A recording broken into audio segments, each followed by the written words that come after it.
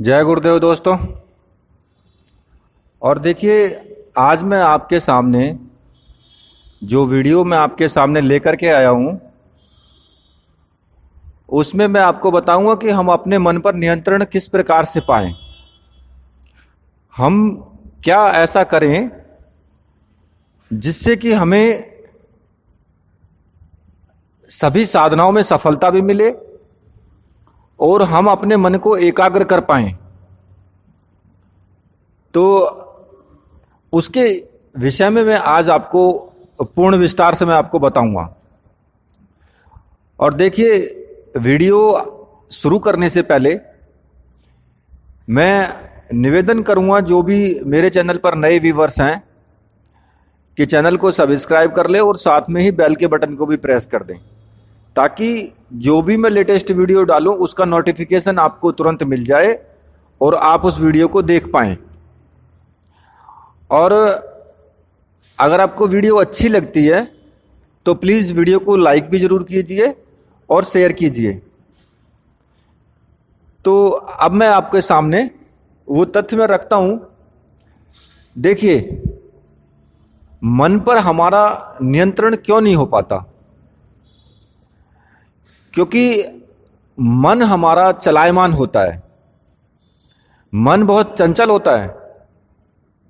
अभी पल भर में मन यहां पर कुछ सोच रहा है और पल भर में ही मन जो है, थोड़ी देर में आपको पता लगेगा कि कुछ और सोचने लगा है। तो मन की जो रफ्तार है, पहली बात तो बहुत तेज है, वो कहीं पर भी जा सकता है और कुछ भी सोच सकता है। कहते हैं ना कि सबसे पहली बात तो ये कि खाली दिमाग शैतान का घर। होता क्या है कि जब हमारे मानस की जो ऊर्जा होती है ना, वो जब पूर्ण रूप से शारीरिक गतिविधियों में मतलब उसका क्षय नहीं हो पाता है, वो उसमें व्यय नहीं हो पाता है ना उसका, तो तब हम जो है उल जलूल की बात जो है वो सोचने लगते हैं। आप ये मान के चलिए कि 100 में से 90 बार मन हमेशा नकारात्मक परिस्थिति की कल्पना करता है। और वैसा ही नहीं, बिना किसी कारण के सोच विचार में जो है मतलब वो व्यस्त रहेगा और मन को ऐसी आदत सी हो जाती है कि वो पता नहीं भयंकर से भयंकर परिणाम जो है उनके बारे में सोचने लगता है। सबसे बुरी स्थिति होती है कि हम जो सोच रहे हैं कि हमारे परिवार के सदस्य हैं, हमारे परिवार के सदस्य को कुछ हो ना जाए, या वो व्यक्ति जो हमें सबसे अधिक प्रिय है उसके साथ कुछ ऐसी स्थिति उत्पन्न ना हो जाए। मतलब उस तरीके से जो व्यक्ति सोचता रहता है।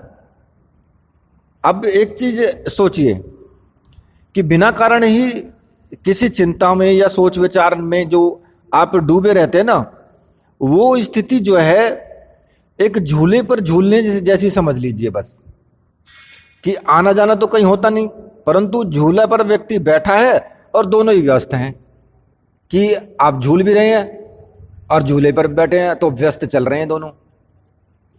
तो मन क्या कर रहा है, तो वो आप जो चिंता करते हैं, अब मान लिया आपने धीरे धीरे सोच रहे हैं, अब सोचने की वो स्थिति जो है इतनी भयंकर से भयंकर परिणाम सोच करके हम बैठ जाते हैं कि सोचते रहेंगे ऐसा हो गया, वैसा हो गया, ये हो गया, ऐसा हो जाएगा, वैसा हो जाएगा।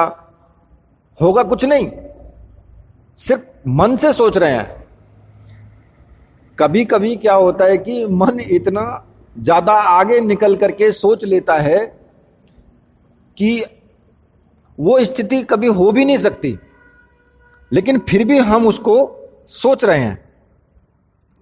लेकिन अब क्या है, जो हमारे प्रियजन है ना, उनकी सुरक्षा के प्रति हमारा जो सोचना है वो स्वाभाविक है।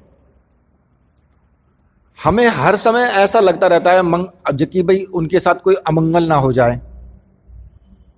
तो ये हमारे जो है ना, हमारा डर, ये जो डर है, ये हमारे व्यक्तित्व की जो कमी है उसको दर्शाता है। भाई एक चीज सपोज करिए कि अगर हम डर करके आंख बंद करके अब उससे भागा तो जा नहीं सकता, ना ही हम रो चिल्लाकर इसका समाधान हमें मिल सकता है कि भाई हमने रोने लगे रो के बैठ जाएं, या फिर चिल्लाने से कोई समाधान मिलेगा किसी भी समस्या का? नहीं मिल सकता उसका समाधान। उसका समाधान तो खुद करने से ही मिलेगा। और किसी भी चीज के बारे में ज्यादा सोचना, ज्यादा चिंतन करना, वो उसकी भयंकरता को आमंत्रित करना है। क्योंकि कई बार क्या होता है कि जब हम कुछ ज्यादा सोचते हैं ना माइंड से, तो अक्सर वो होने लगता है। तो इसलिए अपने मन को कंट्रोल कैसे किया जाए? तो देखिए, मैं इसमें ना एक बहुत ही अच्छा सा सुंदर सी आपको ना एक कहानी सुनाता हूं, तो आप उसको समझिए। एक राजा था, उसके पास एक बहुत ही बिगड़ैल जो घोड़ा था उसके पास। क्या ही घुड़सवार आए और घोड़ा उन्हें अपनी पीठ पर बैठने नहीं देता था। अंत में राजा ने घोषणा कर दी कि इस घोड़े को जो भी वश में कर लेगा मैं उसे 100 स्वर्ण मुद्राएं दूंगा। तब जो है एक किसान आया और उसने घोड़े को नियंत्रित कर सकता हूं, बोला राजा से। अब राजा ने पूछा कैसे कर लोगे तुम? इतने सारे जो काबिल घुड़सवार हैं वो थक गए, तुम इसे कैसे वश में कर लोगे? किसान ने कहा कि भाई आप मुझे एक मौका तो दीजिए। तो कुछ दिनों बाद क्या हुआ कि वो किसान जो था वो घोड़े को लेकर के और अपने घर चला गया कि राजन आप मुझे ये घोड़ा कुछ दिनों के लिए दीजिए। अब जब वो उस घोड़े को लेकर के घर चला गया तो कुछ दिन बाद जब किसान आया तो वो घोड़े पर सवार होकर के आया, उसी घोड़े पे सवार होकर आया। और जब वो राज दरबार में पहुंचा तो राजा ने पूछा, भाई ये करामात कैसे कर दी तुमने? इस घोड़े को तो बड़े बड़े जो घुड़सवार थे वो भी सफल नहीं हो पाए इसको काबू में करने के लिए। तो किसान ने कहा कि देखो, इस घोड़े को मैंने अपनी मर्जी के हिसाब से, जो इसकी मर्जी थी उसके हिसाब से इसको दौड़ने दिया। ये दौड़ता रहा,